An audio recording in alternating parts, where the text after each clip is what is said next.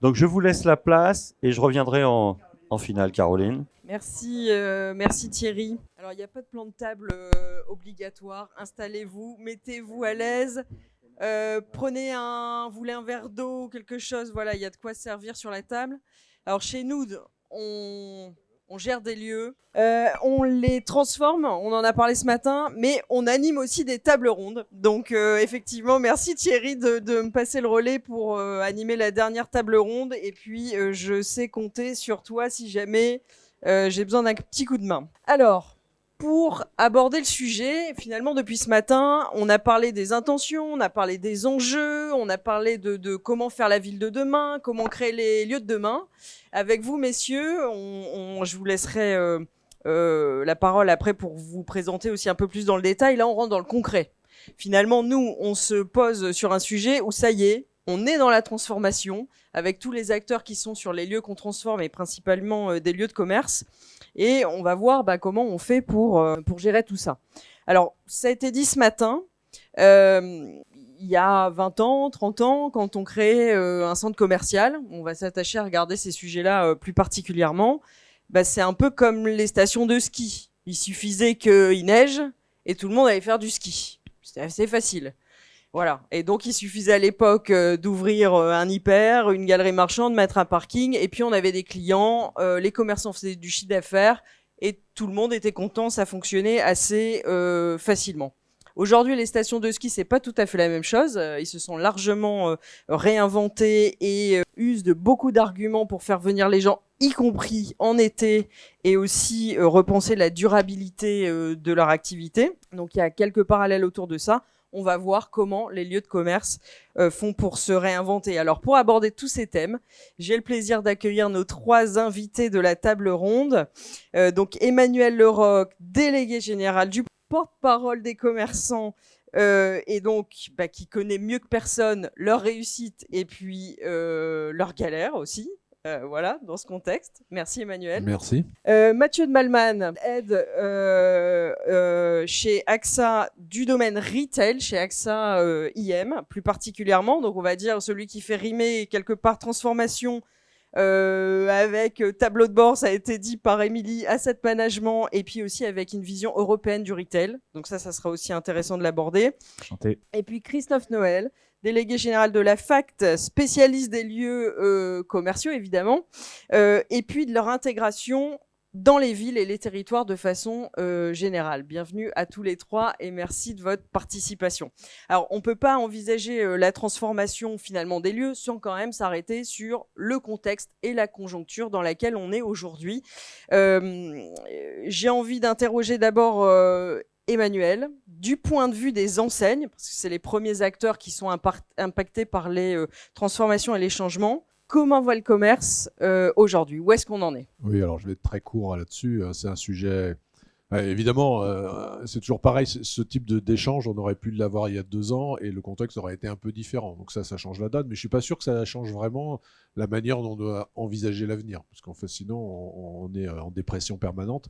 Bon, il y a je dirais, des crises après crises, donc ça a créé effectivement des difficultés supplémentaires. On va dire il y a des sujets de nature structurelle et puis d'autres conjoncturels. Bon, en ce moment, c'est vrai qu'il y a un certain nombre d'environnements politico-économiques de notre pays internationaux qui créent des difficultés supplémentaires. Moi, je dirais que si on voulait être un peu positif, et je pense que c'est l'objectif quand même de ce matin, en tout cas de ce que j'ai entendu, les consommateurs sont toujours là.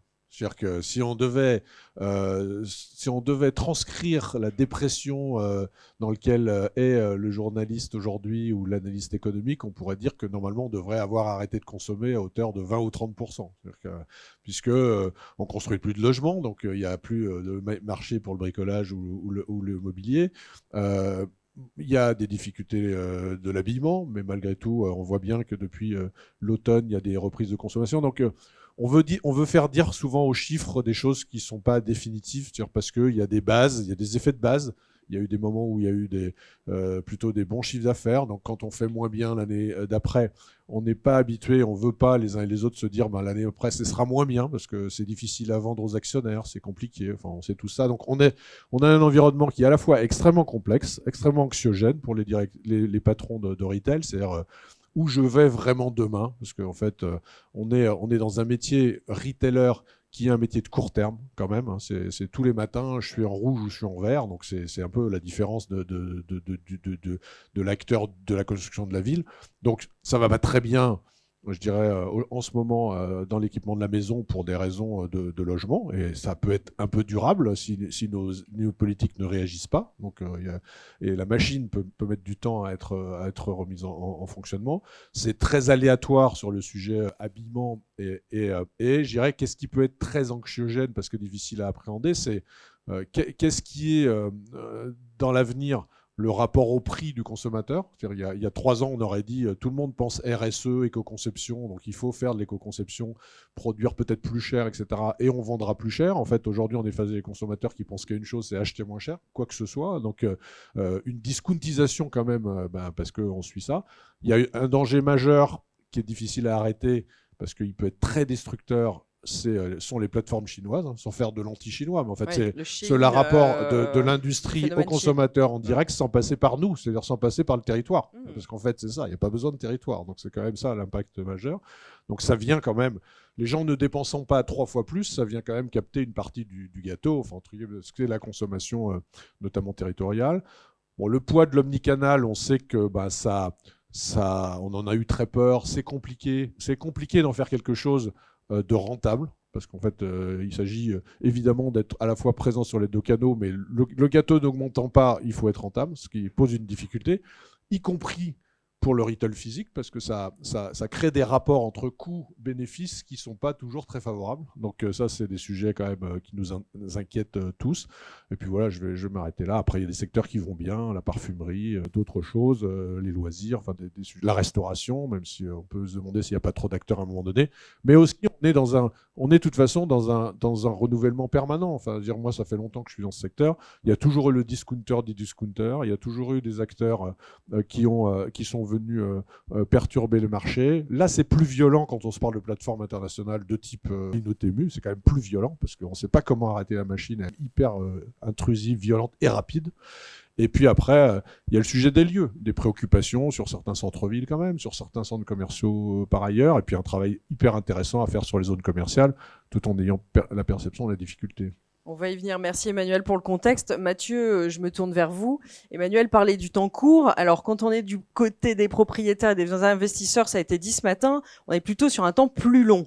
Donc comment on appréhende la conjoncture et le contexte dans lequel on est aujourd'hui, plutôt du point de vue de l'investisseur ou du propriétaire ? Du point de vue du propriétaire, les dernières années ont été pas forcément très simples. On a quand même vécu tous ensemble la pandémie qui a quand même secoué beaucoup les acteurs de commerce. On s'est pris après, encore une fois du point de vue du propriétaire, la remontée des taux d'intérêt qui a du coup encore affaibli la valeur de certains immeubles qu'on gère et qui a aussi fait complètement s'écrouler le marché de la transaction. Aujourd'hui, on a beaucoup de mal à trouver de la liquidité pour des immeubles, notamment à usage de commerce, mais bon, c'est un sujet sur l'ensemble de l'immobilier. Et donc forcément, on est dans une situation qui est pas simple.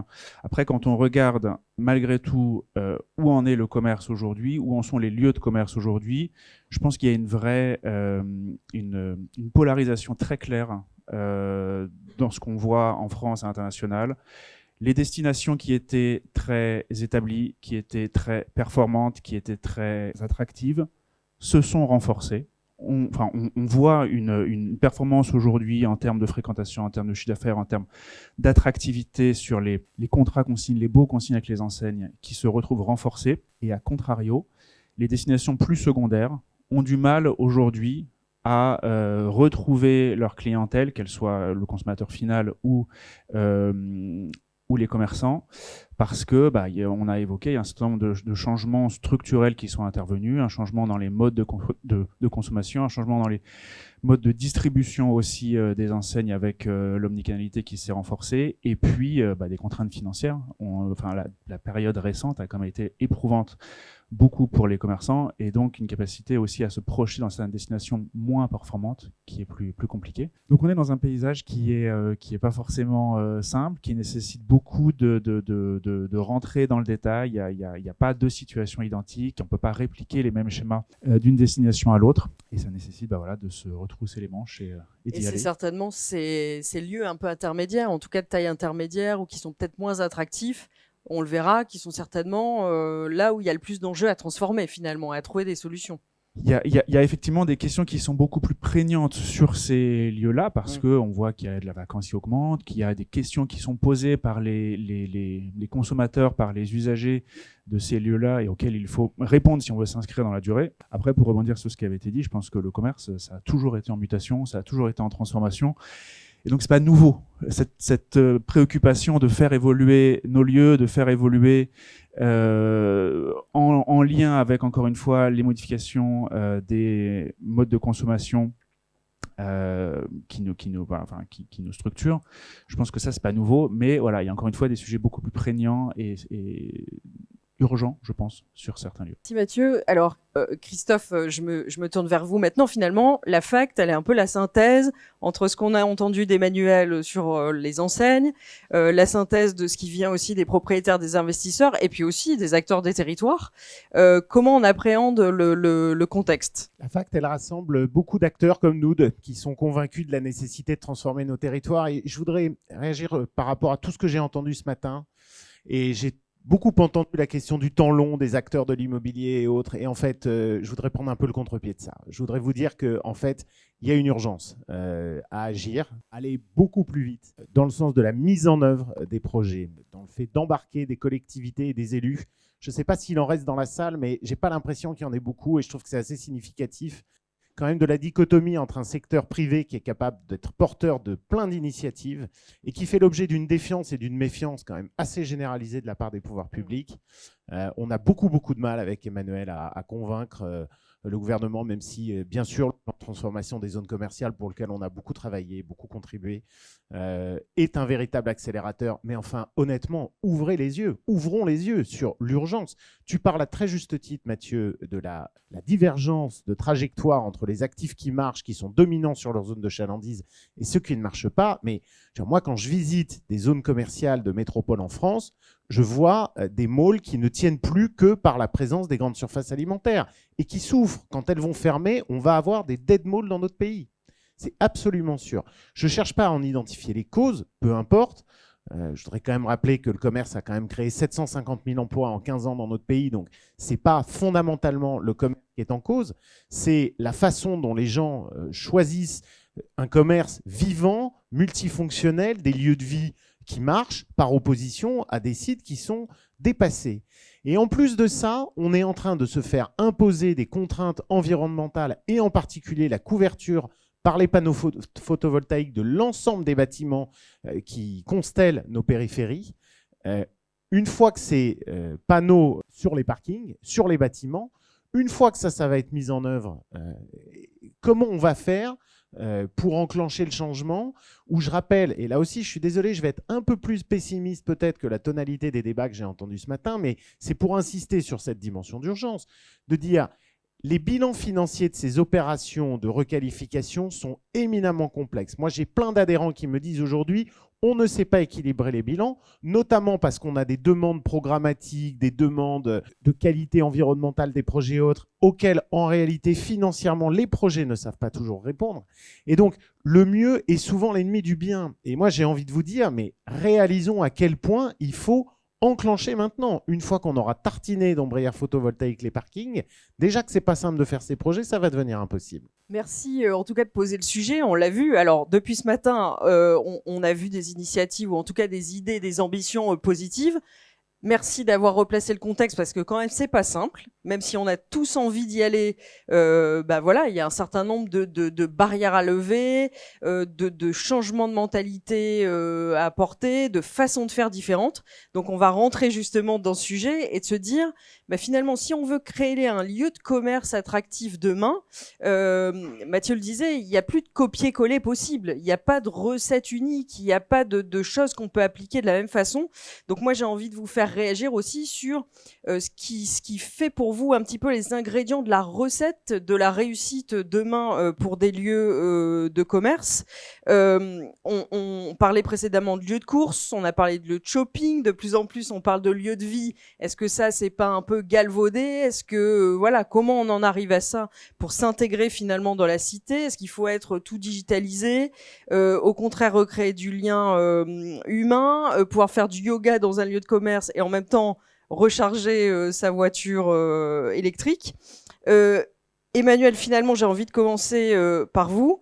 Comment on fait pour que les commerçants aient envie d'ouvrir et même de rester dans des lieux de commerce qui nécessairement ont besoin de se transformer, où on sait que voilà, on va certainement vivre des périodes qui sont jamais simples. On y reviendra aussi un petit peu plus tard sur la table ronde. Oui, alors la mauvaise surprise, c'est que j'ai pas la réponse, hein, parce qu'en fait, quand je vais répondre, mais je reviens 2 secondes quand même au sujet que Christophe a abordé. Je crois que la responsabilité n'est pas que chez les autres, c'est-à-dire qu'en fait, ce qu'on n'a jamais su faire, c'est détruire des mètres carrés. En fait, c'est-à-dire qu'on a su construire des mètres carrés, on les a construits un peu plus loin parce que c'était plus faisable que. Alors, je parle pas des centres-villes, hein, dans l'urbain, mais à la fois alors je déteste ça, mais enfin, on va dire les boîtes à chaussures pour prendre le vocabulaire de tout le monde, mais enfin, en tout cas, centre plus complexe, c'est ça qu'on a fait, et on l'a fait parce qu'on crée de la valeur. On crée de la valeur, pourquoi? Parce qu'il y avait des commerçants qui allaient payer des loyers. En fait, c'est juste assez simple, hein, en pratique. Hein. C'est quoi le sujet de. Et donc, si on revient à ça, la question, c'est effectivement quelles sont les approches aujourd'hui que peuvent avoir les commerçants face au monde de consommation auquel on est confronté. Puisque, évidemment, c'est quoi nos enjeux? Un enjeu, c'est de faire se déplacer les gens. Parce qu'en fait, ils peuvent tout faire de leur canapé. Donc c'est quand même notre premier sujet, c'est faire se déplacer les gens et faire en sorte que demain, j'espère en tout cas, si on estime que le commerce physique a autre chose qu'un lieu d'approvisionnement, c'est-à-dire un rôle social et de faire en sorte que les gens se rencontrent, c'est le premier enjeu auquel on doit répondre. Et donc, il y a des profils de commerce très différents. Il y a ceux des achats du quotidien, c'est-à-dire ceux dans lesquels les gens vont fréquemment, parce que alors, hier c'était l'hypermarché, aujourd'hui c'est beaucoup plus diffus que ça, mais c'est quand même le premier sujet. Et donc c'est très alimentaire, hein, très besoin primaire. Et donc là c'est la première question à laquelle on doit répondre. Et avant, tout était sur le même lieu. Avant, on avait un hyper qui servait de base à une galerie marchande qui venait profiter des flux. Bon, c'était simple. On ne savait pas que c'était simple, mais c'était simple. Donc le premier sujet d'un commerçant, c'est qu'il n'ira dans un lieu que s'il a une chance de faire du business. C'est que si il peut rentabiliser un magasin. Donc il y a 2 équations dans ce sujet. C'est est-ce que je vais faire suffisamment de chiffre d'affaires et est-ce que les coûts, coûts et contraintes d'exploitation sont en phase. Mais les contraintes, c'est toujours des coûts, hein, parce que c'est la logistique, c'est pas que le loyer. Alors, il y a le loyer, hein, vous savez que je suis un grand fan du loyer, donc on pourrait y venir, mais c'est pas que ça. C'est la logistique. Un magasin non approvisionné est mort. Jusqu'à là, on disait un magasin qui n'a pas de clients est mort. Maintenant, il faut gérer les 2 sujets, parce qu'en fait, le deuxième sujet, c'est l'accessibilité. C'est la mobilité des gens, l'accessibilité. Ça ne sert à rien de réfléchir demain sur des lieux géniaux dans le monde de demain si personne ne peut y aller. Donc le sujet, c'est on doit encore reprendre un peu plus de hauteur par rapport notamment à nos amis collectivités. C'est que pour s'engager sur des lieux où on dépense de l'argent, les transformer et s'engager sur le temps long, il faut qu'on puisse continuer à y venir. Si on ne peut pas continuer à y venir, c'est mort. Et il faut faire autrement. Il faut réfléchir autrement sur des sujets plus proches des gens en matière urbaine, etc. Donc, toujours aujourd'hui un commerçant. Le commerce, c'est un métier simple. Enfin, je dirais, il est complexe au quotidien, mais c'est un métier simple. J'ai des clients qui se déplacent dans mon magasin, j'ai l'offre qui correspond à son besoin, ils achètent, ils repartent et je suis content. S'ils ne peuvent pas venir, je ne suis pas content. Si je ne fais pas de chiffre d'affaires, je ne suis pas content. S'il y a trop de concurrence, je ne suis pas content. Et si demain, et il faudra qu'on fasse attention à ça dans les périphéries. Aujourd'hui, on voit que les grosses contraintes Aujourd'hui, moi, j'ai une inquiétude majeure de lieux de commerce qui ne concerne pas nos discussions d'aujourd'hui. C'est est-ce que demain, dans les centres-villes, on réserve l'accessibilité aux touristes qui vivent loin de la ville, ou est-ce qu'on rend accessible à la périphérie de la ville ce centre-ville? J'ai un peu peur qu'aujourd'hui, on soit un peu en cumulant nos contraintes, pacification de l'espace public, problématiques écologiques, problématiques de mobilité, où des villes se renferment sur leur périphérie. Et à la fin, ça devient plus facile de venir de Paris pour aller à Strasbourg que de venir de la périphérie de Strasbourg au centre-ville de Strasbourg. Donc ça, c'est un sujet qui est très simple, en fait. Ça sert à rien de faire des lieux dimensionnés pour beaucoup de gens s'il n'y a pas suffisamment de gens qui peuvent venir. Et donc ça n'a pas les mêmes conséquences sur tout le monde. Quand on parle beaucoup de mixité, quand je suis un boulanger, je peux vivre sur les 5000 appartements qui ont été créés autour de moi. Alors, le problème, c'est le temps de construction des 5000 appartements. Mais en tout cas, je peux vivre de ça. Et donc, si on m'accompagne dans un temps court, je peux y arriver. Si je suis Laurent Merlin, je ne vivrai jamais sur les 5000 appartements. Et ça, cette compréhension-là, y compris urbaine, donc des élus, si demain je contracte trop ma zone de chalandise, eh bien, ça n'a plus de sens de faire une grande surface dans une zone quelle qu'elle soit. Donc, tous ces sujets-là, en fait, le commerçant, lui, bon, d'abord, il y a plusieurs phases de commerçant. Il y a les choses faciles à dire, c'est j'ai une zone de chalandise, j'ai assez de clients, et on me sécurise dans le temps pour le fait que j'en ai pas juste l'année prochaine, mais encore dans 5 ans, parce que c'est le deuxième sujet. Et puis, il y a des phases, parce que de toute façon, la chose qui est compliquée à lire pour les acteurs que vous êtes, mais que vous connaissez par cœur, c'est que, eh bien, il y a des enseignes qui sont très maillées, et donc qui sont en phase de consolidation, qui sont en phase de réappropriation de leur maillage, qui sont obligés de se réformer différemment. Il y a des acteurs qui sont en développement. Ça, c'est les plus faciles.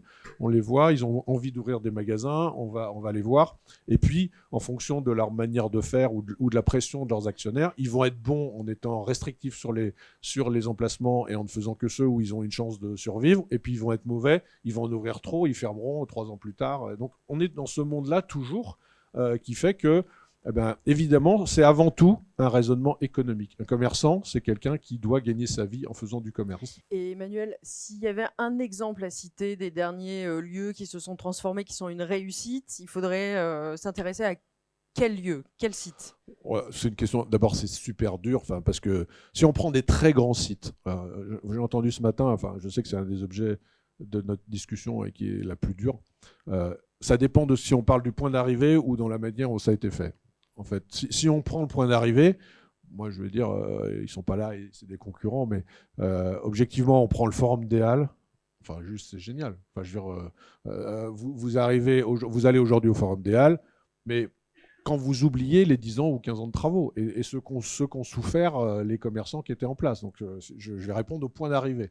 Mais il y en a d'autres, Cap 3000 pour prendre de très gros sujets, et puis il y a des plus petits sujets qui sont faits par des gros acteurs ou des petits acteurs. Il y a des sujets, si on prend, ça dépend où on veut aller, mais si on prend ce qui a été fait par Frey à Strasbourg, eh bien c'est bien. Je veux dire, on ne peut pas dire que c'est mal. Après, est-ce que ça a été au bout du chemin? Sans doute que non, parce qu'en fait, ça dépend de ce qu'on veut faire. C'est plus facile de faire un lieu de commerce que de faire un lieu mixte. On va sans doute y revenir. C'est beaucoup plus facile.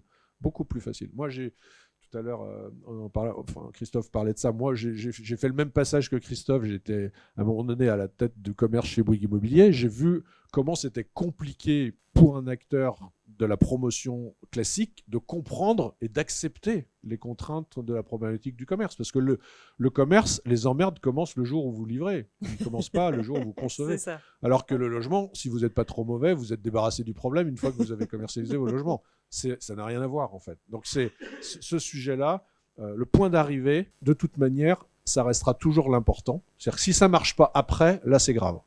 Mais par contre, après, on va revenir sur la mise en œuvre, c'est vachement dur. Mathieu, du point de vue, encore une fois, du propriétaire ou de l'investisseur, comment on fait à la fois pour intégrer tout ce que vient de nous dire Emmanuel, faire rentrer tout ça dans les bonnes cases pour pouvoir mettre en œuvre les moyens derrière et transformer, et embarquer tous les acteurs qui sont sur les sites existants pour leur dire, par rapport à ce que disait Emmanuel, on va arriver à une situation meilleure demain que celle d'aujourd'hui, et on va réussir à passer la transition tous ensemble. C'est quoi les facteurs clés de succès de tout ça, s'il fallait résumer en quelques points? Je crois que si j'avais la recette miracle, je la vendrais très très cher. Non, c'est un sujet qui est compliqué. Je sais pas très bien comment répondre à cette question, honnêtement. Je pense qu'il y a deux choses. Je pense qu'il faut absolument des convictions fortes, une vision claire de la part d'un propriétaire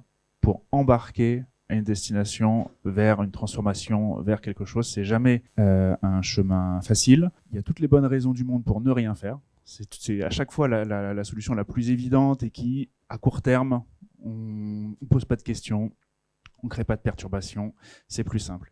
Et c'est pour ça aussi que je parle de conviction du propriétaire. Je pense que c'est absolument crucial d'avoir des lieux sur lesquels le ou les propriétaires partagent un même niveau d'ambition, partagent une vision sur le point d'arrivée. Parce que, comme Christophe le rappelait, on est dans un moment où on n'a plus vraiment le luxe du temps, d'attendre, et les sites qui n'évoluent pas, les sites qui ne bougent pas, en fait, régressent, et au final, l'issue est assez claire, et on voit beaucoup de lieux comme ça où, en copropriété, on ne partage pas la même vision pour tout un tas de raisons, hein. Les enjeux sont plus court terme d'un côté, plus long terme de l'autre, il y a des contraintes financières d'un côté, il y en a moins de l'autre, et en fait ça fait des sites qui stagnent et qui n'avancent pas. Et ça, je pense que c'est hyper important de l'avoir en tête, et c'est une contrainte forte qu'on a. Et ensuite, l'autre enjeu, comment est-ce qu'on embarque les commerçants, comment est-ce qu'on embarque ceux qui sont là aujourd'hui et qui vont vivre ces lieux à terme. C'est aussi une problématique très, très compliquée, parce que là aussi, on n'a pas forcément les mêmes horizons de temps, on n'a pas forcément les mêmes clés de lecture. À titre très personnel, hein, c'est toujours très compliqué de savoir qui représente les commerçants. Lorsqu'on imagine un projet comme ça, à qui faut-il parler? Est-ce qu'il faut parler à celui qui est dans le magasin au quotidien, aux exploitants, voilà. Est-ce qu'il faut parler aux développeurs immobiliers, aux directeurs immobiliers des différentes enseignes? Est-ce que le propriétaire occupant va avoir la même vision que... Et donc ça, c'est une complexité à laquelle on est tous confrontés, et donc je pense qu'il faut être toujours agile là-dedans et avancer. Je pense que la vision, le propriétaire doit faire un peu l'éponge et prendre différents points de vue, différents feedbacks sur le terrain, mais après, sa responsabilité, c'est d'établir cette vision-là, d'établir le plan de route. Et ensuite, par contre, dans le déploiement, dans l'exécution, c'est là où il y a forcément un partenariat, c'est là où il y a forcément un discours avec, qui doit être au quotidien avec les commerçants, avec ceux qui sont sur site. Et c'est ce qu'on s'attache à faire, même si c'est... Voilà, il y a toujours des moments plus compliqués. Là, on a en ce moment un gros projet de rénovation en Belgique, à Wynegem, le plus grand centre commercial de Belgique. On investit une grosse vingtaine de millions d'euros pour revoir le parcours client, améliorer l'expérience des utilisateurs. Et ça passe notamment par changer le sol. C'est toujours le sujet le plus compliqué dans les rénovations. Bon, jusque-là, ça se passe bien. Ça fait un peu de poussière, mais voilà, ça nécessite d'avoir, encore une fois, l'équipe sur place, la coordination, et d'embarquer aussi les commerçants dans cette vision, dans cette histoire. Parce qu'encore une fois, je pense qu'il faut faire évoluer ces lieux-là. La concurrence bouge, et si on ne fait rien, et du coup, en fait, on va avoir un outil de travail qui va se dévaloriser, et ce sera le... Christophe, je reviens simplement sur les questions de mobilité et d'accessibilité. Finalement, Emmanuel le disait aussi, c'est quand même un des premiers critères, si ce n'est le critère de réussite d'un lieu de commerce. Aujourd'hui, on a à la fois des mobilités douces à inventer, des transports en commun à faire arriver sur les sites au cœur. On a aussi du parking à garder. Comment on fait pour finalement que ces sujets de mobilité soient au cœur et soient pris en compte aussi par toutes les parties prenantes autour? Je ne vais pas répéter les très justes vérités que Emmanuel a énoncées tout à l'heure sur le fait qu'il faut dimensionner les accès et les mobilités en fonction du type de destination dont on parle. Et justement, là-dessus, je pense qu'il y a quand même le sujet de la ville-centre et des politiques qui sont menées justement pour améliorer la qualité de vie des habitants, et du fantasme encore qui consisterait à penser que pour défendre ce centre-ville, il faudrait faire régresser le commerce dans la périphérie, alors que très clairement, les infrastructures des villes, si on veut des villes apaisées, ne permettent pas d'accueillir toute la population périurbaine et qui vit en banlieue. Je rappelle que 40 années de développement de la population dans notre pays ne s'est opéré que dans ces zones périphériques et absolument pas dans les centralités. Donc ça veut dire qu'il faut maintenir des polarités de destination dans les périphéries. Alors on a quand même une chance, c'est qu'on part pas de zéro par rapport à des terrains non artificialisés pour le coup. c'est viabilisé. Il y a souvent des infrastructures routières qui sont quand même qui desservent très bien ces sites. Donc on part quand même plutôt avec un atout, parce que je fais quand même partie de ceux qui pensent que justement les populations de ces périphéries, de ces banlieues, elles vont continuer à utiliser des véhicules automobiles pendant encore très longtemps. Néanmoins, dès lors qu'on veut imaginer des villes qui sont davantage polycentriques, il va falloir se poser la question des liaisons. Je voudrais rappeler que, contrairement à une idée reçue, en fait, à peu près tous nos concitoyens, allez, 90% d'entre nous, fréquentent toutes les typologies de sites de commerce. Vous allez en centre-ville pour vous faire une toile ou un dîner, vous allez en périphérie pour acheter des meubles, vous allez dans des zones commerciales pour X ou Y, bref. Donc les besoins de mobilité, ils ne vont pas décroître. Ceux qui essayent de nous faire croire ça nous racontent n'importe quoi. Donc je voudrais peut-être souligner un aspect. Il n'y a pas une solution unique, mais ne pas mésestimer le poids à la fois des études et des acteurs qui sont impliqués dès lors que des projets d'infrastructure sont impliqués, en termes de financement, en termes d'autorisation, en termes de, encore une fois, qui le département, les syndicats mixtes de transport, voilà. On se retrouve à devoir gérer, dans le cadre de projets urbains un peu ambitieux, ce volet de la mobilité est un énorme enjeu. Et ça plaide une fois de plus dans le sens de ma première intervention, c'est de dire, c'est très bien de vouloir préfigurer, de vouloir co-construire, de vouloir mettre un maximum d'acteurs autour de la table. Moi, j'ai envie d'inciter les gens, et mon message aujourd'hui, c'est de dire, agir, commencer, enclencher des procédures, enclencher des concertations. On a quand même choisi en France de se doter, depuis la loi Elan, de tout un dispositif de concertation en amont du dépôt des autorisations. Beaucoup d'entre nous sont tentés et sans doute bien inspirés de se mettre à l'écoute de leurs parties prenantes, de créer des comités en plus. C'est sans doute une chose aujourd'hui nécessaire, mais réalisons bien que tous ces efforts que nous faisons en amont ne permettent aujourd'hui absolument pas dans le droit français de dégoupiller les problématiques qu'on va trouver tout au long des procédures d'autorisation, avec des recours multiples, avec des gens que de toute façon vous n'emmènerez jamais avec vous dans des projets, parce que malheureusement notre société est polarisée de sorte à ce que un petit nombre de personnes qui hurlent très fort sont capables de vous empêcher de faire des projets pendant des années et des années. Donc nous, ça c'est notre boulot, les fédérations, d'essayer de travailler sur la limitation des possibilités de recours, l'unification des procédures d'instruction ou de mise en compatibilité des documents d'urbanisme pour pas que vous vous tapiez un PLU, un SRADET, un SCOT, un DACL et que sais-je encore. Donc vraiment, pardonnez-moi d'insister un petit peu là-dessus, mais je pense qu'il faut quand même être pragmatique. C'est très bien de rêver tous ensemble à un futur désirable, à des nouveaux quartiers et autres,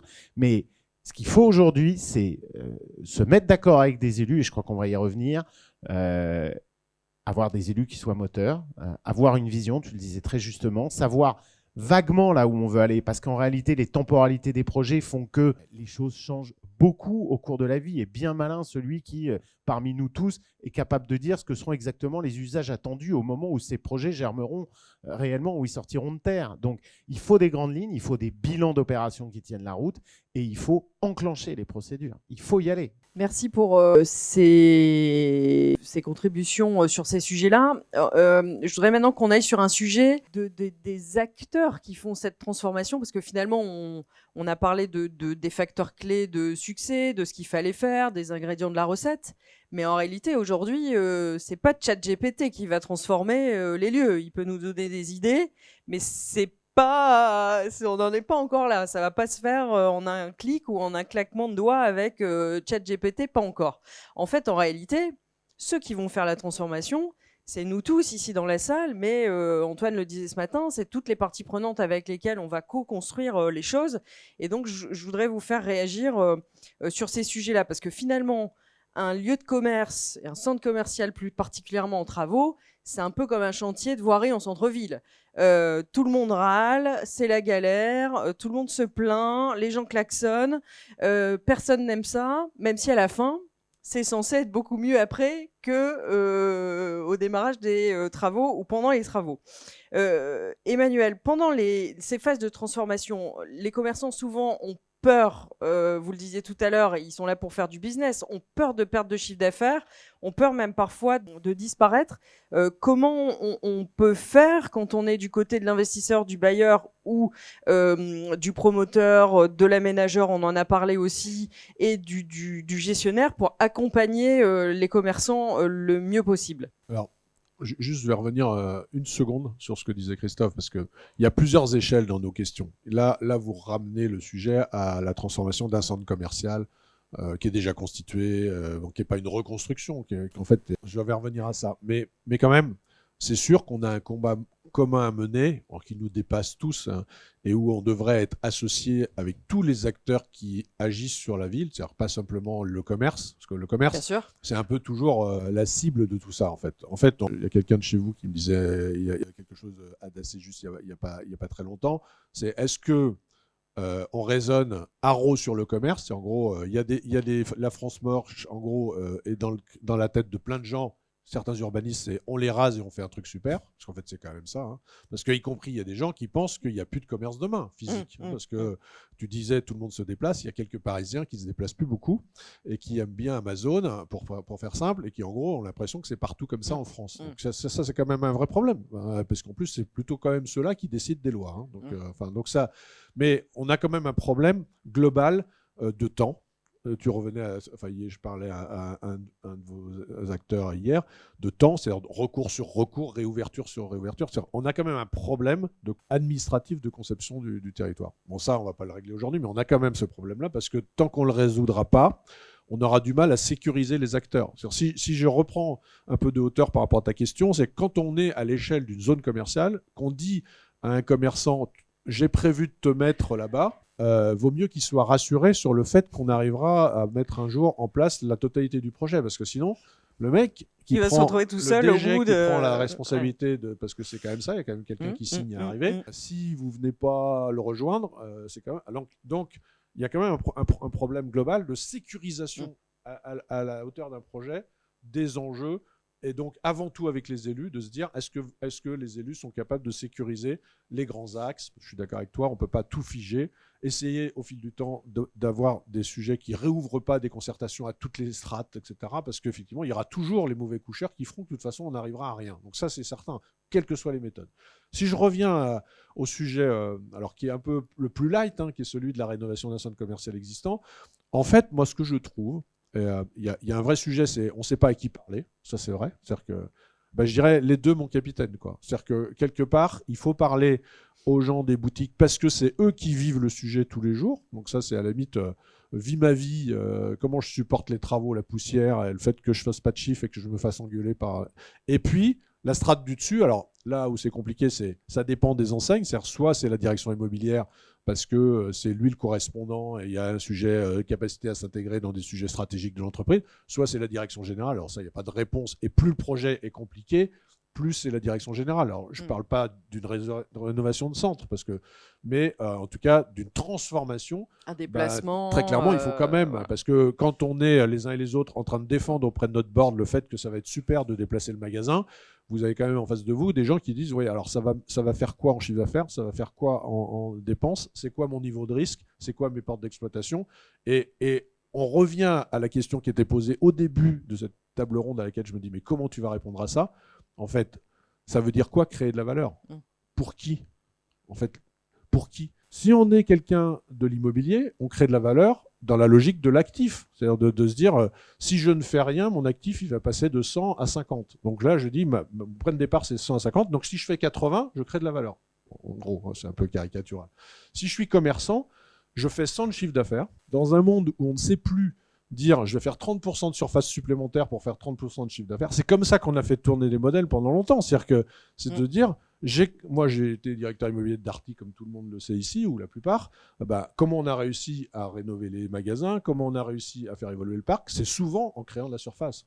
À surface égale, on n'est pas bon. Je veux dire que notre problème à tous, qu'on touche des loyers, qu'on les paye, on n'est pas bon à surface égale. Donc ça, on a un problème de modèle économique intellectuel sur comment est-ce qu'on est capable de créer de la valeur à surface égale, et donc quelle valeur? Alors Mathieu, du coup, je retourne la question sur ce point-là vraiment vers Mathieu, parce que là, pour le coup, on est vraiment dans le cœur du sujet. Qu'est-ce qui va faire qu'on pivote à un moment donné et que tout le monde va partir dans la même direction sur cette notion de création de valeur? Je pense qu'il y a quelque chose qui a été dit très justement tout à l'heure sur laquelle on ferait bien tous de travailler pendant une semaine. C'est quoi notre tableau de bord de création de valeur? En fait, et donc, comme elle est chez nous, on sait quand même plutôt construire les choses d'une matière financière. Je mets des taux de capitalisation, je mets des loyers de base, j'ai des primes de risque, et puis voilà, tourner manège. Et donc ça arrivera dans 10 ans, si j'ai un problème, il se passe quoi? Et je prends... Par contre, si je suis commerçant, c'est pas du tout ça. Si je suis commerçant, c'est qu'est-ce qui se passe si pendant 5 ans, mon chiffre d'affaires, il fait moins 30? C'est ça. Et donc, comment finalement on fait pour intégrer ces contraintes-là, au-delà des tableaux de bord, des KPI traditionnels d'asset management? Est-ce qu'on a des pistes là-dessus, Mathieu, qu'on pourrait explorer tous ensemble? Déjà, je pense que pour revenir sur le point, je pense qu'on a tous, beaucoup évolué au cours des dernières années, et effectivement, tartiner des mètres carrés n'est plus la solution pour créer de la valeur. En tout cas, quand on regarde un petit peu sérieusement la situation de la plupart des destinations commerciales, le potentiel en termes de nombre de mètres carrés, il est plutôt atteint. Quand on commence à faire la liste de prospection sur quelles sont les enseignes qui vont pouvoir remplir les mètres carrés que je projette, on commence à arriver au bout de l'exercice. Donc on est forcé de se poser la question de comment est-ce qu'on va optimiser l'existant, comment est-ce qu'on va travailler à périmètre constant, et c'est là que la situation est un peu plus complexe, parce qu'effectivement, en sortant du cadre et en créant des mètres carrés, on arrive forcément à créer de la valeur, en tout cas plus facilement. Je pense que le deuxième échelon dans l'exercice de vérité, c'est aussi de se dire que, donc encore une fois, on ne peut plus créer de mètres carrés comme ça, mais aussi les mètres carrés qu'on a aujourd'hui à disposition ne vont pas générer un revenu garanti dans le temps. Et donc, il y a des situations, on sait qu'elles ne peuvent pas être soutenables dans le temps, et donc il faut se réinventer. Donc, en fait, le point de départ, c'est effectivement pas forcément le 100 que j'ai aujourd'hui, mais c'est peut-être plutôt le 50 que je pourrais avoir demain. Et donc, comment est-ce que je fais en sorte de ne pas arriver au 50 voilà. Je suis pas sûr que ça réponde à la question de comment est-ce que je fais pendant 5 ans avec des travaux dans mon site, mais en tout cas, juste ça répond à une première partie. question.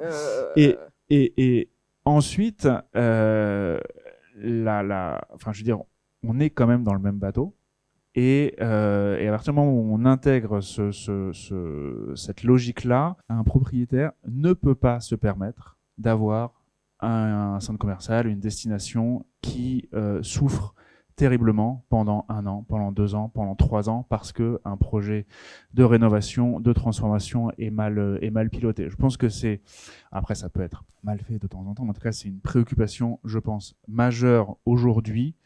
On est tous, encore une fois, dans le même bateau, on est tous confrontés aux problématiques financières de chaque côté, et donc il y a, je pense, vraiment une préoccupation très forte aujourd'hui sur comment minimiser les nuisances, mais encore une fois, ça ne doit pas, je pense, réduire le niveau d'ambition qu'on a pour ces destinations-là, parce qu'encore une fois, le plus facile, c'est de ne rien faire, mais on sait qu'on doit faire quelque chose, parce que sinon on va descendre une marche et l'issue ne sera pas belle. Donc c'est cet équilibre-là qu'il faut trouver, et je pense que c'est dans un dialogue constant. À partir du moment où on arrive moi je suis pas très pour la co-construction, mais en tout cas à partir du moment où on arrive à embarquer tout le monde dans une vision, dans une histoire, je veux dire, à partir du moment où on est convaincu que le point d'arrivée sera mieux pour tout le monde, le chemin est plus facile à faire. Christophe, tous les ans, la FAC te remet un certain nombre de trophées justement sur des lieux qui se transforment, que ce soit en retail park, en centre commercial et de façon plus large. Quels sont les outils, les moyens utilisés finalement par les lauréats pour réussir ces transformations-là et finalement faire en sorte qu'on arrive à réconcilier les intérêts et les demandes à la fois des occupants, des exploitants et puis des investisseurs et des propriétaires? Alors Caroline, je dois vous faire une petite confession, mais publique, c'est que malheureusement, le flot de projets qui nous est soumis pour les trophées historiques avant du CNCC, de la part de nos adhérents, c'est considérablement tari. Donc, généralement, les réalisations sont bien faites. On ne peut pas dire qu'aujourd'hui, le niveau de concurrence entre les projets soit démentiel. En revanche, vous n'avez pas dit que depuis 2 ans, et donc ce sera la 3e année en 2025, nous remettons avec l'ANCT, des prix qui récompensent les villes ACV pour des projets d'aménagement urbain ou pour des projets de requalification de bâtiments. Pour être anecdotique, mais je voudrais juste en profiter de cette mention pour dire que là, pour le coup, on a beaucoup de réalisations qui nous sont soumises et que, certes, ça ne fait que 2 ans, donc j'ai pas un recul dingue sur ce que j'ai pu constater quand même, c'est que les projets qui étaient récompensés dans le cadre de ces trophées ACV, c'est là où il y a eu un portage politique, il y a eu une incarnation par une personnalité, très souvent, ou une équipe, hein, ça va souvent de pair, d'une ambition pour une ville, d'un engagement souvent pour le commerce et l'attractivité d'une façon générale, et en agissant évidemment, comme ça a été rappelé ce matin, sur tous les leviers de l'attractivité d'une ville, son dynamisme, son habitat, sa sécurité, que sais-je encore. Et ça, je voudrais encore refaire le lien avec ça, et je suis désolé de revenir toujours un petit peu à cette question, ce sera mon mantra d'aujourd'hui, de l'urgence à agir et de l'urgence à mettre en œuvre des projets. Ce qui permet de mettre en œuvre ou pas un projet, c'est le volontarisme et de certains élus. C'est pour moi le premier facteur de choix sur la question de savoir où dois-je consacrer mes efforts. Si j'étais à la place de certains de mes investisseurs, je dirais que très clairement, c'est là où il y a quelqu'un qui est capable d'endosser les risques. Je voudrais juste rappeler une petite chose, c'est que la plupart des sites qui sont en péril aujourd'hui en périphérie des villes ne sont pas situés sur la commune-centre. Donc vous avez affaire à un maire qui est plus ou moins sensibilisé aux problématiques d'urbanisme, qui a plus ou moins d'intérêt pour la chose, et de toute façon, vous allez être dépendant de décisions qui vont se prendre au niveau, à minima, des intercommunalités. Et donc, la question du jeu d'acteurs, du jeu politique et de la capacité à trouver des gens qui vont être capables de mouiller le maillot, parce que, comme tu le disais très justement, le plus simple est toujours de ne rien faire. Donc les risques politiques qui sont encourus, vous avez trouvé en la personnalité du maire de Laval tout à l'heure, quelqu'un qui semble faire preuve d'un allant tout à fait exceptionnel. C'est quand même pas la normalité des élus auxquels on est confronté. Et se poser la question de se dire, est-ce que j'ai en face de moi des gens qui vont être capables de porter cette vision avec moi, de faire fi de certaines oppositions qui sont inévitables aujourd'hui dans notre pays, de critiques multiples, de débats, parfois de café du commerce à 2 balles. Non mais c'est... Je vois, Amit, ça te fait marrer parce que tu vois bien de quoi je veux parler, mais c'est la réalité aujourd'hui des développeurs et des personnes qui portent des projets. Donc réussir à s'assurer qu'il y a une bonne compréhension par ces équipes municipales, au sens large, d'interco, des problématiques des investisseurs privés, des problématiques de temporalité, des problématiques d'association des bons partenaires autour de la table, parce que même une collectivité ne peut rien faire toute seule, notamment sur ces questions de mobilité qu'on évoquait tout à l'heure. Bon, voilà, ça requiert vraiment de s'assurer qu'il y a des gens en face qui sont capables de traverser des tempêtes avec vous, et si possible dans des délais aussi rapide que possible, parce qu'ils seront peut-être pas là dans 6 ans. Christophe, je voudrais vous faire réagir sur les dernières parties de notre table ronde. On peut pas imaginer de la transformation sans parler de transformation durable. Alors sans galvauder les choses, parce que bon, voilà, greenwashing et autres, on est tous confrontés à ça. Mais finalement, de tout ce qu'on vient de se dire là, et de toutes les parties prenantes engagées à la transformation des lieux que nous, on est amenés à gérer, à travailler avec les propriétaires et ainsi de suite, tous ensemble. Qu'est-ce qu'on peut ressortir de ça? Qu'est-ce qu'au niveau public, on doit passer comme message principaux sur ces questions de durabilité, ou qu'est-ce qu'on doit peut-être travailler sur les questions de réglementation et autres pour faire que ces transformations deviennent réelles, et pas comme on s'était cité dans une table ronde précédente, de dire on met tellement de couches de réglementation et autres qu'à la fin on fera rien du tout, quoi. Je vais être encore un tout petit peu iconoclaste, mais je crois que c'est mon parti pris de la journée là. C'est très bien d'avoir des belles ambitions environnementales, mais je rappelle que déjà ça part de l'idée qu'on vient densifier, artificialiser, densifier et construire sur des terrains qui sont déjà artificialisés, par contraste avec ce qui a été fait pendant des décennies.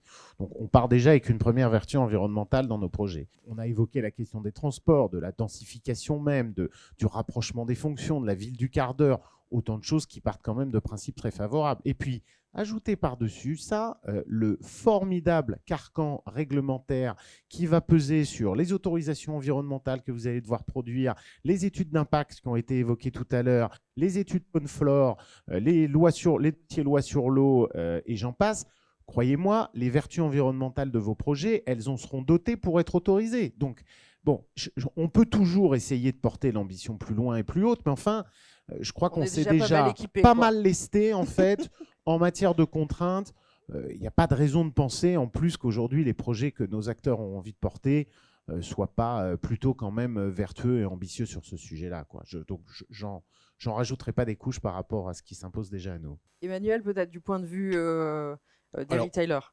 Ouais, en fait, il y a un point qui est très important, je l'ai déjà dit, mais je pense que je vais le rappeler quand même, c'est que là aussi, on peut parfois avoir une divergence d'urgence. C'est-à-dire que côté retail, aujourd'hui, la durabilité, c'est l'offre. En fait, il faut qu'on ait tous en tête que pour devenir durable quand on est retailer, il faut vendre moins, bon, ça on ne sait pas trop bien faire, vendre plus durable, vendre peut-être de la seconde main, enfin en tout cas c'est autour de l'offre, parce que c'est là que notre impact carbone se situe. Notre impact carbone, il n'est pas dans l'immobilier. De ce point de vue-là, on n'est pas dans le même monde, c'est-à-dire quelque part, notre urgence à nous, je ne sais pas ce qu'il en adviendra là, dans tous ces sujets, en tout cas les sujets sur lesquels on est regardé, ça va être avant tout l'offre. Le plus caricatural, c'est la mode, on en parle tous les jours. Le mode pollue, tous ces sujets. On est la cible, en fait, Et donc, ça veut dire que c'est là-dessus qu'on va devoir mettre notre investissement, en priorité. C'est pas sur la coque, c'est sur ce qu'il y a dedans. Donc, c'est très important dans la manière de convaincre des interlocuteurs, puisque si on s'attend à ce que les acteurs de l'immobilier mettent tout leur capex sur l'immobilier, à ce que les acteurs du retail mettent tout leur capex à part ceux foncière, parce qu'en fait après on n'a pas parlé de qui est propriétaire et qui est locataire, mais forcément dans une logique de différence d'acteurs, c'est pas du tout pareil d'avoir un commerçant propriétaire exploitant, qui est franchisé, tous ces sujets-là qu'on connaît, c'est-à-dire qu'en fait c'est pas du tout simple ce monde, mais en tout état de cause, moi je pense qu'un des sujets qui va nous mettre la pression, elle viendra sur l'immobilier, elle viendra peut-être pas du retailer, même s'il y en a quand même beaucoup qui fait qu'on a une conjonction d'intérêts aujourd'hui. Je pense qu'autour de cette table-là, on aurait fait il y a 10 ans la table ronde, on se serait dit ouais, l'éco-responsabilité, les machins, une boîte à chaussures, c'est hyper rentable. Faut quand même juste faut se rappeler qu'une boîte à chaussures, pour le retailer, compte tenu du loyer qu'il paye, et pour le propriétaire, compte tenu de ce qu'il dépense, c'est hyper rentable. Donc, il ne faut quand même pas cracher dans la soupe. C'est notre point de départ, il est là. C'est-à-dire qu'on part de systèmes rentables pour aller vers des systèmes aléatoires en termes de rentabilité. Parce que, on n'y peut rien, les coûts de construction vont être de toute façon beaucoup plus chers, quoi qu'il arrive. Et c'est là que, en fait, notre travail doit être... Je ne sais pas si on doit co-construire, mais en tout cas, on doit co-informer et faire de la pédagogie commune. Parce que c'est pareil, je reviens à mon centre commercial. C'est pas du tout pareil d'avoir un propriétaire d'un centre commercial qui dit « je vais refaire le sol ». Bon, tout à l'heure, il va dire ouais, « à quoi ça sert ?» Ok. Mais en tout cas, c'est ça, c'est simple, compliqué à mettre en œuvre, mais simple. La décision, c'est combien... Le seul truc, c'est combien je refacture. Donc, le problème, là, on se retrouve tout de suite dans un sujet qui est « je crée de la valeur pour qui et combien je refacture ». Par contre, quand on est dans un sujet de zone commerciale, ou en tout cas même de densification, on change de modalité de pensée. D'abord, est-ce qu'on peut créer de la valeur avec des mètres carrés de commerce? On a répondu probablement difficilement. Donc, est-ce qu'on peut créer de la valeur avec d'autres mètres carrés? On verra, les modèles ont du mal à tourner, mais c'est une des seules issues. Puisqu'en fait, si on n'arrive pas à créer de la valeur à d'autres mètres carrés, et que tout le monde en vide, on va avoir beaucoup de mal quand même à faire des choses. Parce que ce n'est pas l'argent public qui va nous aider à le faire, ou en tout cas qui va tout payer. Mais là où on peut avoir une pression territoriale, c'est qu'on veuille ou pas faire, en disant le mieux c'est de rien faire, il y a des endroits où on ne va pas avoir le choix parce que c'est la ville qui pousse en fait. Et aujourd'hui, dans les réflexions auxquelles j'assiste parfois avec certains élus, alors c'est la fête à neuneux, c'est-à-dire que parfois c'est assez comment on pourrait identifier en faisant un peu de logement, comment est-ce qu'on peut faire un peu de pistes cyclables, enfin c'est assez raisonnable. Et puis des fois c'est comment je redonne à la nature les territoires occupés par des activités économiques. Alors là, on est dans un monde, il faut réussir à en faire un peu, mais ça, trouver la rentabilité de la renaturation, on n'a pas parlé de ça, mais enfin, c'est quand même un vrai show, quoi. Donc, et si on est sur des sujets financiers, on n'y arrivera jamais. Donc, ça veut dire que dans ce cas-là, il y a des indicateurs autres. Il y a quelqu'un qui a dit quelque chose de très juste tout à l'heure, que je n'aime pas le point de départ, mais j'aime bien le point d'arrivée. Si on part de la franche moche, on devrait nous faire le crédit de vouloir faire mieux demain. Donc, de ce point-là, comment j'analyse le fait? Et donc, sur ce sujet, en fait, on est dans une vraie difficulté. Moi, je crois quand même que si on ne tient pas compte des exploitants, et je reviens à votre question, c'est très compliqué. parce qu'il y a une diversité. Donc, comment je trouve les leaders, ceux qui ont envie d'avancer, ceux qui etc. C'est très compliqué. Mais si j'en tiens pas compte du tout, j'ai quand même toutes les chances de faire un truc qui sera pas, à la fin, qui correspondra pas à des besoins réels. Et ça veut dire quoi? Ça veut dire que c'est pas je les interroge 10 ans avant, puis je vais au bout.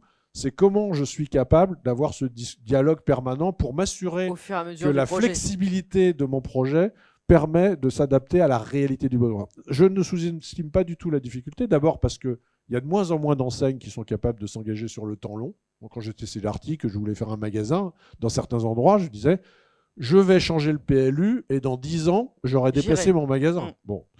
D'abord, il y a de moins en moins d'acteurs qui sont capables de faire ça parce qu'il y a de moins en moins d'acteurs retail qui maîtrisent leur projet immobilier. De plus en plus, on a institutionnalisé le sujet, donc c'est de plus en plus politique et de plus en plus promoteurs. Et dans les promoteurs, on ne va pas avoir que des promoteurs qui viennent du commerce, on va avoir des promoteurs qui viennent d'un autre monde. Et s'il n'y a pas en amont, et je l'ai même dit à nous il n'y a pas très longtemps sur un sujet sur lequel il travaille, c'est-à-dire qu'il faut faire attention de ne pas vendre un projet aux politiques et après de se dire est-ce que ça va correspondre aux besoins des exploitants. Parce que le politique, une fois qu'il a acheté son truc et qu'il vous a dit banco, en plus il va vous dire tu n'avais pas prévu de faire ça mais tu vas quand même le faire. Donc, de toute façon tu te dis non mais il n'y a pas la place, notamment pour le commerce. Et moi le nombre de fois où j'ai dit à des maires quand j'étais chez Bouygues Immobilier il n'y a pas de la place ici pour faire du commerce et où il a dit ah oui mais si tu n'en fais pas tu n'auras pas le projet. Alors tu reviens et tu dis on va, et puis à la fin tu dis on fait le projet et on fait quoi? On crée de la vacance neuve. Donc c'est arrivé des centaines de fois avec des duplications de boulevards urbains. Donc c'est comment je reviens au projet, comment je reviens au territoire et qu'est-ce qu'il est utile de faire dans ce territoire par rapport à la vie de ce territoire. On revient à la vision commune. Et c'est bien conscient, c'est pas que le commerce, c'est bien d'autres choses. Avec les 6 fonctions sociales aussi dont on c'est parlait juste avant. C'est faire en sorte qu'on ait des lieux qui ne soient pas tournés vers eux-mêmes. Ça c'est un sujet. Un des défauts qu'on a, c'est qu'on a tourné le commerce vers lui-même. Donc forcément, on s'est un peu exclu de la vie de la société. Mais ça ne veut pas dire que c'est simple, mais si on ne le fait pas, on n'y arrivera pas. Et donc, ça veut dire qu'on doit être capable quand même d'être ensemble dans la co-construction, d'être capable de pas être dans un domaine de spécialiste où tout le monde continue de travailler sur ce qu'il maîtrise, son petit truc qu'il maîtrise. Parce qu'en fait, on se rend compte qu'on est tous avec des petits trucs qu'on maîtrise, mais en fait, on essaie de faire un tout après. Côté commerçant, il faut qu'on passe de l'individualisme au collectif, ce qui n'est quand même pas un sujet très facile. C'est-à-dire qu'en fait, on est culturellement dans un fonctionnement de retail hyper pointu, hyper bien fait, qui fonctionne sur lui-même.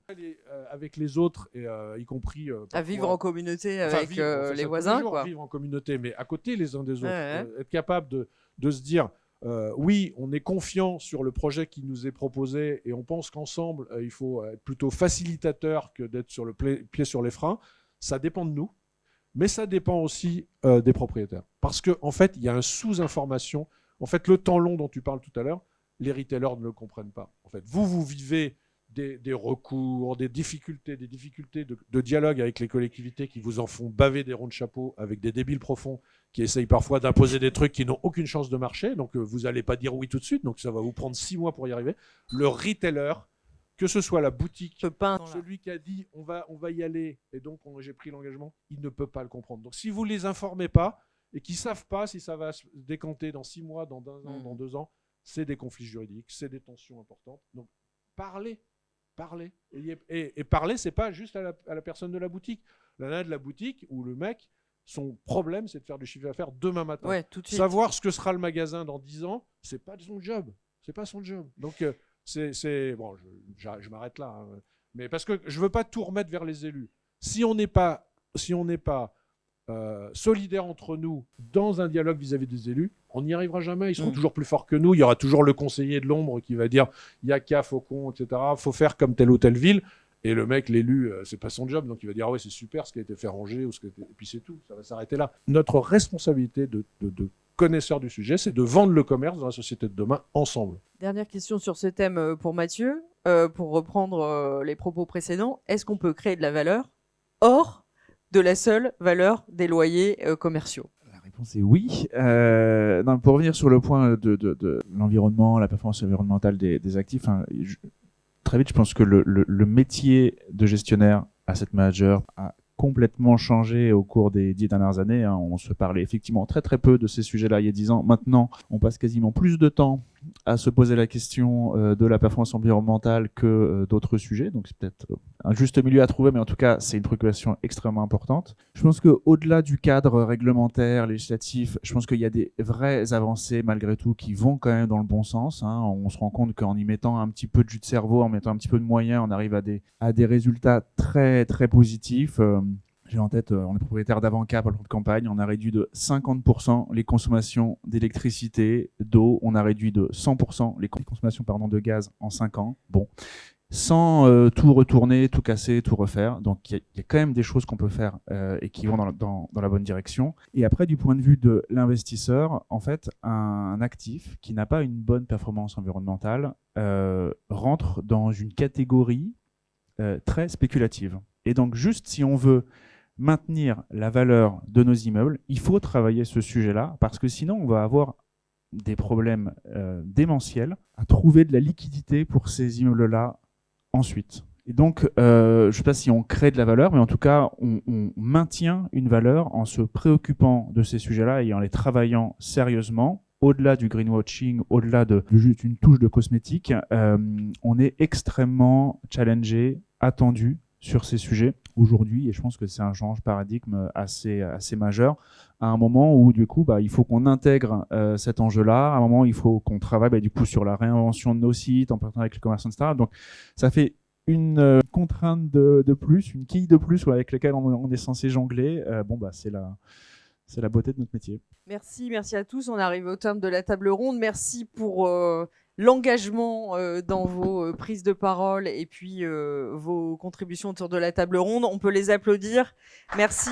Et on va passer, Thierry, aux conclusions. Ouais, mais j'avais juste quand même envie d'entendre, parce que bravo pour l'animation. Mais c'est... Prends allez, 30 secondes ta casquette de professionnel, parce qu'il y a une très bonne nouvelle à l'issue de cette table ronde. C'est qu'en fait, vous avez tous les regards de l'habitant, du client, du citoyen, du propriétaire, de l'enseigne, etc. Je me suis reconnu dans beaucoup de Ouais, mais c'est ça qui, en fait, c'est situations. génial, parce que la position de Nood, parce que là, ils ont rajouté une super couche de concret, de quotidien, et donc de complexité. Et là, on se dit, les savoir-faire que vous avez au sein de Nood, ça peut aider, hein, la facilitation entre tous ces acteurs. Exactement. Alors c'est vrai que nous, on vit tous les métiers finalement. On a parlé d'asset management, de property management, de leasing, de développement, de promotion. Donc Antoine le disait ce matin, on a tous toutes ces casquettes-là en fait, voilà. Et on a vu qu'en centrale, le dialogue avec les parties prenantes devait nous engager à aller dans des voies nouvelles. En préparant la table ronde avec Thierry, il y a un exemple qu'on voulait citer de sujets qu'on a commencer à mettre sur la table, dont on a parlé d'ailleurs avec Christophe récemment.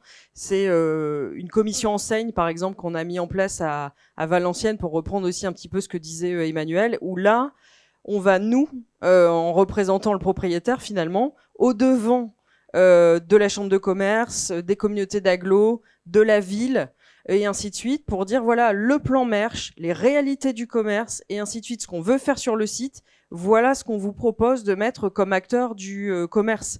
Et c'est incitatif, cette commission. C'est pas juste, on vous présente, vous êtes d'accord, c'est bien, vous n'êtes pas d'accord, c'est pareil. En fait, ça se veut incitatif. Si on a un refus, ces membres de la commission, la prochaine fois, on fera venir l'enseigne directement pour qu'elle explique son projet de développement, ses valeurs et ainsi de suite. Donc je partageais cet exemple pour dire que tous ensemble, on doit réinventer aussi la façon de faire et certainement se mettre dans des contextes qui ne sont pas faciles, dans lesquels on n'a pas l'habitude et on peut vite perdre pied ou en tout cas être dans des situations délicates, mais c'est pas grave. Il faut qu'on en passe par là pour améliorer les choses tous ensemble demain et faire prendre conscience aussi d'un certain nombre de sujets. Je peux ajouter, alors c'est pas bien, mais je peux ajouter un truc. En fait, tout ça, c'est un sujet de confiance et de respect. Et je reviens à notre sujet d'exploitant. On part pas de champ de patates, en fait. Avant, quand on parlait de champ de patates, la commercialisation était faite auprès d'acteurs qui n'étaient pas là. Et donc, on faisait venir des acteurs, on choisissait de privilégier du schmoll ou du du, etc. Là, l'esprit ne doit pas être le même. On part dans exploiter, donc avec des exploitants. Et donc, des gens qui, dans leur esprit, ont tout à perdre, en fait. Le point de départ, c'est qu'ils ont plus tout à perdre que tout à gagner. Il faut les convaincre qu'ils aient aussi à gagner, parce qu'ils ont aussi des risques de perte de chiffre d'affaires. Donc, il ne faut pas dire du tout qu'on part de ça. Mais c'est quand même très important. Parce que si, dans la réflexion du futur, on ne privilégie pas les gens qui sont déjà là, je vais être un peu cash et je peux me faire arracher les yeux par certaines de mes enseignes, et qu'on privilégie des gens qui sont pas là, à l'inverse, parce que c'est plus facile, évidemment. C'est plus facile de signer un nouveau contrat avec quelqu'un qui fait 0 de chiffre d'affaires dans un endroit. Donc, si on privilégie pas les gens qui sont là, on a la merde assurée. Parce que c'est la double peine, en fait. C'est une logique de peut-être je vais m'engager vers quelque chose qui va être moins rentable demain. C'est un risque, parce que je suis pas sûr d'augmenter mon haut de ligne. Il y a une grande chance pour que j'augmente mon coût. Et en plus, on facilite la vie à quelqu'un qui n'est pas là. Donc, c'est un monde de guerriers, le commerce. C'est-à-dire que le gâteau, il augmente pas. Et donc ça, c'est très important de privilégier au moins au départ. Après, s'il y a des mauvais coucheurs, et de faire de la pédagogie, parce que d'expliquer sinon, tout ça aussi. Comment voulez-vous que quelqu'un s'approprie un projet qui lui donne pas du tout envie, en fait? Son intérêt, c'est qu'il se fasse pas. La bonne nouvelle, c'est qu'on va pouvoir continuer dans un instant les conversations autour d'un verre. Mais merci à tous les 4. Hein. Merci, bravo encore. Et je vais demander à Alexis et Christophe de me rejoindre pour juste, rassurez-vous, la conclusion. Et vous avez le droit aussi de les applaudir pour les amener jusqu'à la scène. Bonjour Alexis. Alexis, leader asset chez Nood. Et Christophe, on le connaît, hein, puisqu'il est déjà intervenu. Donc, on va peut-être un peu simplifier ce qu'on s'était dit qu'on allait dire pour aller vite continuer ces conversations autour du déjeuner. Moi, j'avais une première question à chacun. C'est beaucoup de choses. Hein. Extrêmement riche cette matinée, mais voilà, peut-être les 2-3 choses qui t'ont marqué, peut-être Alexis, dans tout ce qu'on a dit depuis ce matin. Merci Thierry. Déjà, merci à tous d'être venus ici si nombreux. On a beaucoup d'échanges à l'étage en ce moment même, et donc je ne pouvais pas démarrer cette conclusion en vous remerciant tous d'être venus dans cet événement numéro 1 qui est le Forum Nood d'aujourd'hui. Que retenir de cette table ronde, de ces 3 tables rondes? Je vais me concentrer plutôt sur la deuxième table ronde, sur la transformation des lieux mono-usage en lieux mixtes. À nouveau, comment ne pas mentionner ce lieu qui est un bel exemple d'une reconfiguration urbaine de centre-ville, puisque c'était une caserne de pompiers qui a été retransformée, reconfigurée, et qui nous permet aujourd'hui d'être dans un lieu à usage mixte.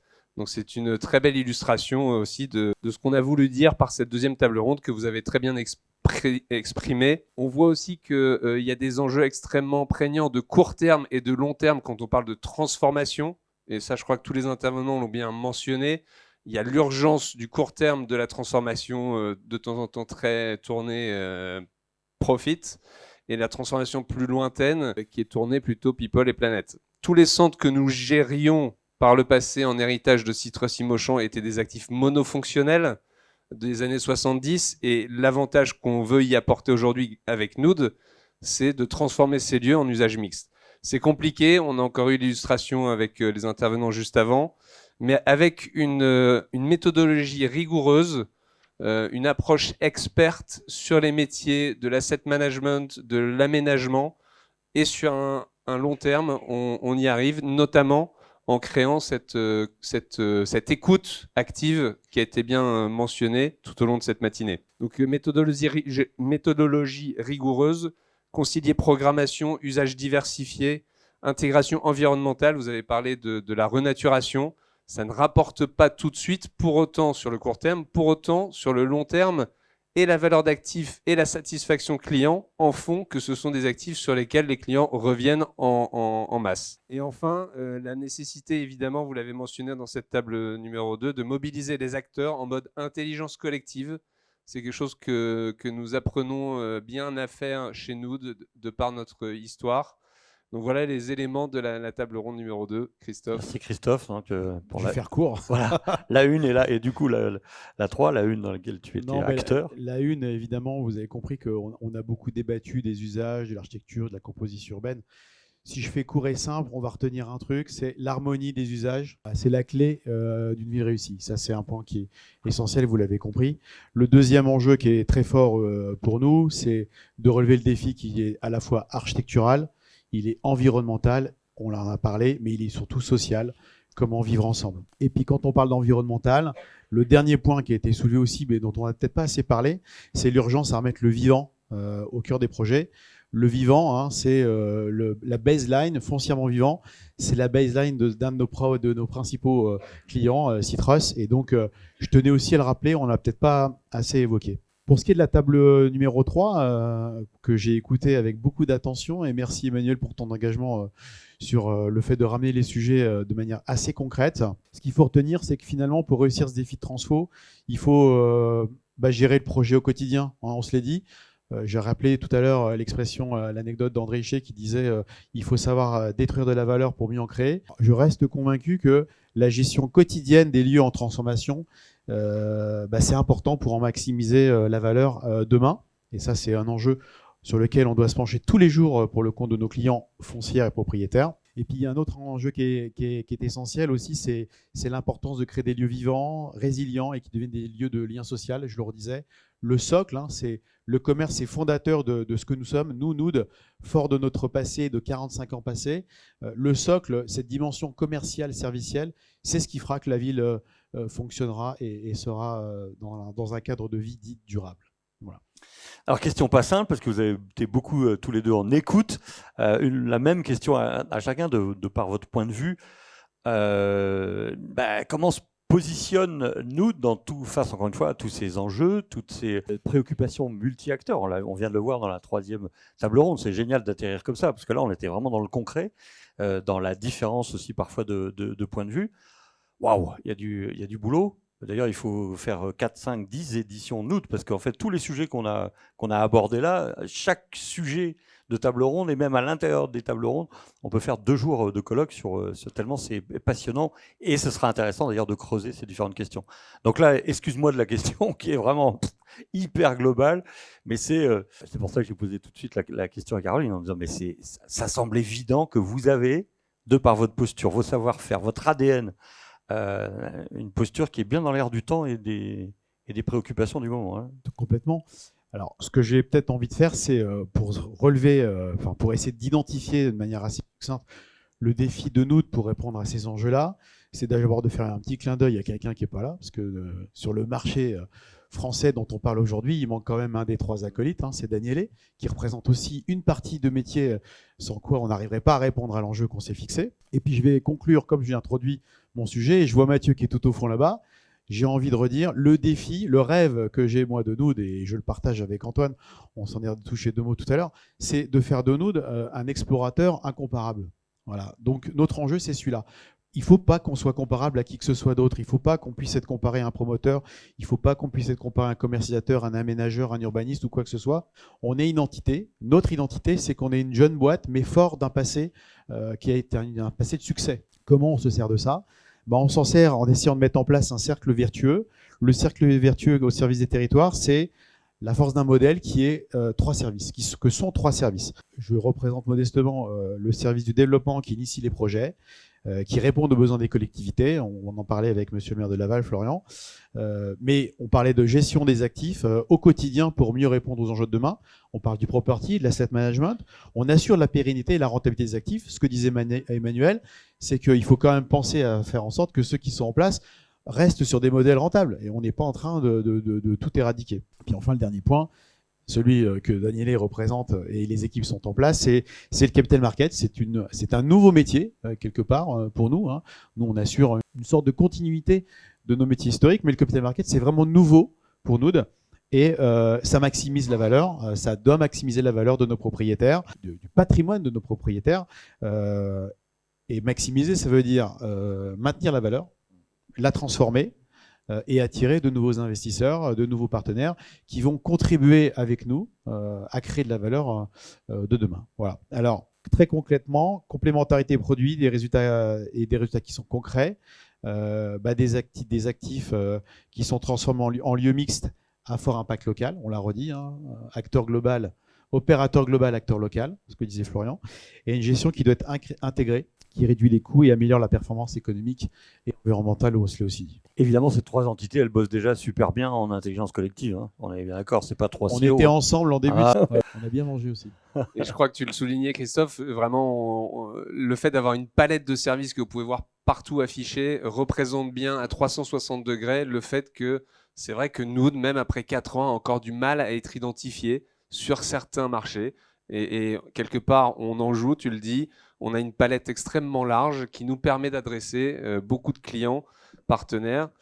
Et pour conclure, on aime faire mieux avec du moins. Je pense que c'est vraiment dans la thématique actuelle aujourd'hui. On aime changer de lunettes pour regarder les choses et la perspective de croissance, de création de valeur sur les choses. Citrus, client historique, nous aide à le faire. Et enfin, on aimerait bien vous donner rendez-vous comme tu le proposais en 2026, puisqu'ici ce n'est que la première édition, un premier test que nous avons engagé avec vous. Et puisque beaucoup dire fait rire, bien faire faisant taire, rendez-vous en 2026 pour voir ce que nous avons bien fait sur 2025. Bravo. Merci, Merci à tous. beaucoup. Merci à tous les intervenants. Moi, spécial dédicace à Azilis et Camille, avec qui j'ai bossé super bien pendant. Merci beaucoup pour. C'était canon. Merci à Caroline, Émilie. Et Les merci à cadors qui m'ont aidé à comprendre le sujet, parce qu'évidemment, quand on parle de complexité, c'est effectivement complexe. Et merci à tous les intervenants qui ont fait le déplacement. Et merci C'est à canon. toi pour nous avoir mis C'était à un l'aise. plaisir. Finalement, Franchement, pendant c'était un cette plaisir. Beau sujet. Avec un X. Merci à vous. Bon appétit.